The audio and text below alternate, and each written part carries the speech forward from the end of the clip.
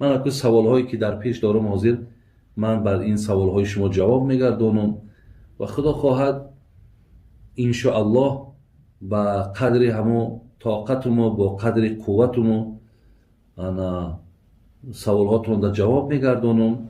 خیلی باز الله مهربان اگر عمرمون بته و باز وقتمون بته و امکانیتمون بته باز انشاءالله همین سوال و جواب ها را به شما انشاءالله گفته میگذاریم. حاضر من یک سوال اول از تلفن میخوانم به خاطری که یک برادرمون چند بار است که از ما خواهش کردن همین را روان کردن که همین سوال شما خوانین و جواب همین را مقصد بر ما گویین.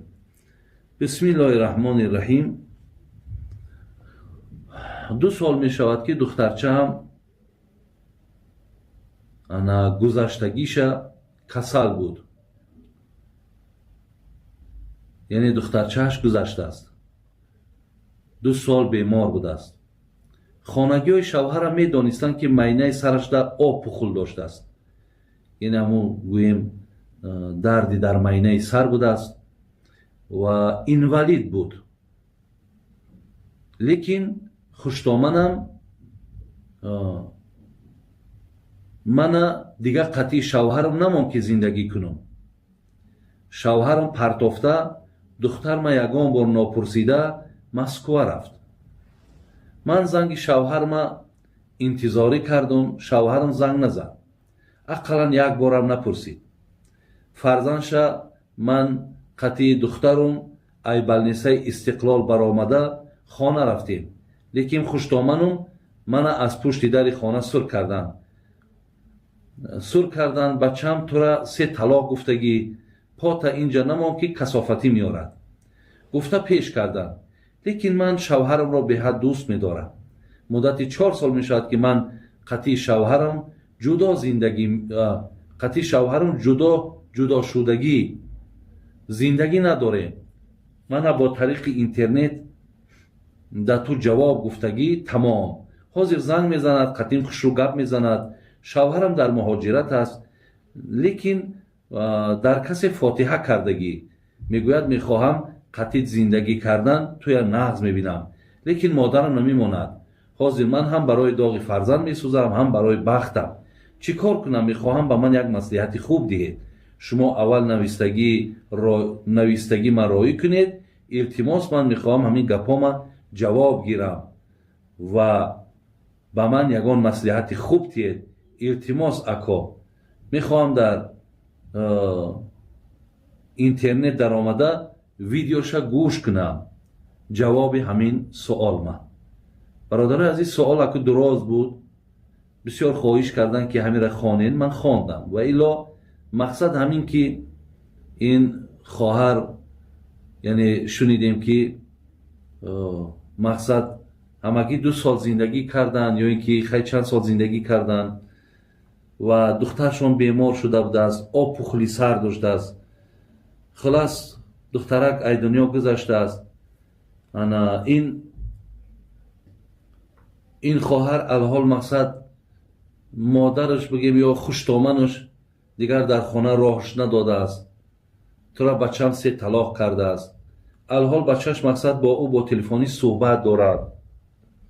باز بچهش گویم باز فاتحه هم کردگی بوده است برای زنی نو دادن. من چی کار کنم؟ گفته این خواهر از ما مصلحت میخواسته است. اولا خواهر عزیز حقیقتا شما هم داغ فرزند و هم داغ جدایی میخورید، این درست است. ولی کسانی که در این مشکلاتی که به سر شما آوردن، کسانی که در این سببگارن، اونها هم در پیشگاه خداوند جوابگرند.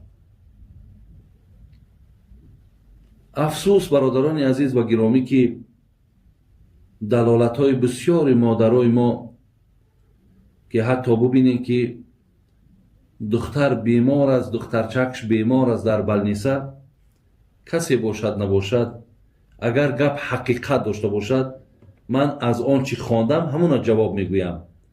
اگر مبادایی که این آدم یگان گپی دروغ و خطا گفته باشد، خب وایش به ضرر خودش ولی من چیزی خواندگی من اگر عیناً همین باشد، جواب من بر همین سوال همین است که خیلی جای ننگ است، خیلی جای بیرحمی هست، خیلی جای بی انصافی است که فرزند در بیمارخانه باشد و یک خبرگیری نرهد.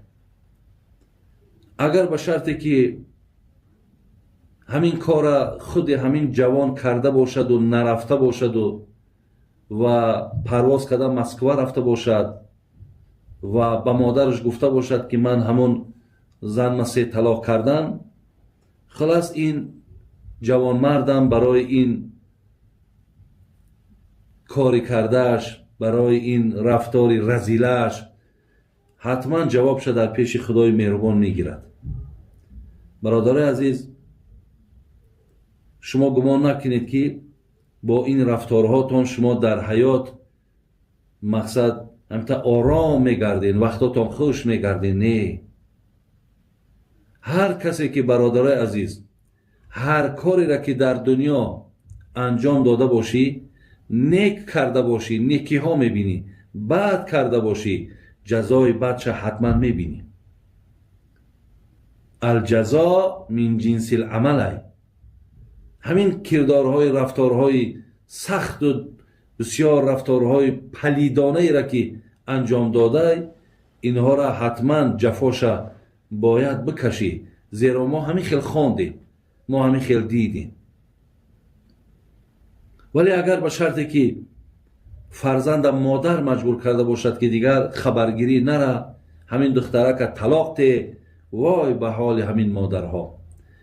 حیف بر همون مادری که یا زنی که نامش مادره، لیکن وقتی کردار و رفتارش این خیل است. بسیار بسیار الله مهربان اکو مغفرت کند و الله مهربان ترحم کند و الله مهربان هدایت من کند که همین دلهامان دلهای پاک باشد، دلهامان دلهای نیک باشد. زیرا با این رفتارها در پیشگاه خداوند ما چی جواب میداده باشیم؟ وقتی که مثال همون کلیم به خانه را می آید، تو وارد خانه نشو که این خانه در کثافتی میاری. من حیران میشم، در همین گپا بسیار درد میکنم، برای که نخواه قدم انسانی که برای زندگیش بمانه، برای آنه که الله مهربان زن و شوهری را قانونی الهی شماریدگی است که باید زن با مرد زندگی داشته باشند، وقتی وای برای همین برپا کردن زندگیش میآید قدم ای کثافتی می آورده باشد. چرا عملهای تو، چرا نیتهای بدی تو، چرا دلی سخت سیاه تو کثافتی نمی آورده است و قدم این بر این خاندان کثافتی می آورده است؟ برای چی؟ برای که این آدم نیت زندگی کردن دارد. من به مادرها مصلحتم چیه؟ مصلحتم این است که وقتی کلین های شما به نزد در آمدن، اونها را ناامید نگردانین، بالای اونها درهاتون را نپوشید، زیرا شما خودتان مادرین. شما باید که یک گویم که آخه یک تمام غم، تمام رحم باید در مادر باشد. شما برعکس در باز کنین. فرزندی تو اگر به شرطی که رفتارهاش ظالمانه و خونخورانه باشد، او را شناده نصیحت کن که بچه می خیل نکن. از این لحاظ کارهای این برادر و کارهای این مادر بسیار کارهای همون جهالت و جاهلانه همون ابتدای اسلام است، پیش از اسلام است. لیکن از الله مهربان طلب مغفرت کنین، از خدای مهربان زاره و تولا کنین که اگر همین سخنها راست باشند پیش خداوند شما حتما جزا میگیرین. ولی خواهر عزیز، من فکر میکنم که اگر چنده که همه آدم خواهش هم داشته باشد، لیکن مادام فاتحه شدگی باشد، مادامی که زن میگیرد، دیگر در زندگی او خلل وارد نکن.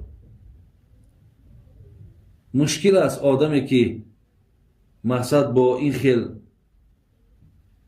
اویله و با این خیل خانواده دویم باره با تو محبت و میل و زندگی خوب کند. من گمان میکنم که دیگر با این آدم نه تلفنی گپ زنین و نه با او صحبت داشته باشین و اگر با شرطی که این آدم ترا دوست دارد و خواهد که با تو زندگی برپا کند، بگذار با تو زندگی کند. بگذار دیگر برای او کسی را زنی نکند، فقط تو را زنی کند. بعد ممکن است که اگر همون وعده هاش و همون سخنهایش که دوستت میدارم و من ترا زن میکنم انامینجا اثبات خودش میآورد. لیکن وقتی وای زن گرفت، باز شما در بالای زنی او وقتی با شما زندگی کرد، خواهین نخواهین باز هم همون مشکلات هایی که در زندگی ما پیدا می شود، این دفعه هم همین سختی و همین بلا و همین آفت با سر تو می آید.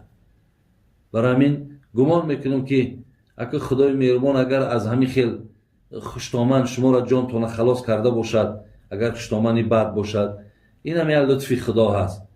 اگر همون گفتی مردم که تن به تقدیر الهی بوده و باز ببین که خی کی است در نصیب شما، کی است در تقدیر شما. مثلا این دفعه احتیاط کن، اهمیت بده که نفری را بگیری که در زندگی اینقدر سرگردان نشوی. این است مصلحت من خواهر عزیز با شما. الله مهربان حفظتان کند.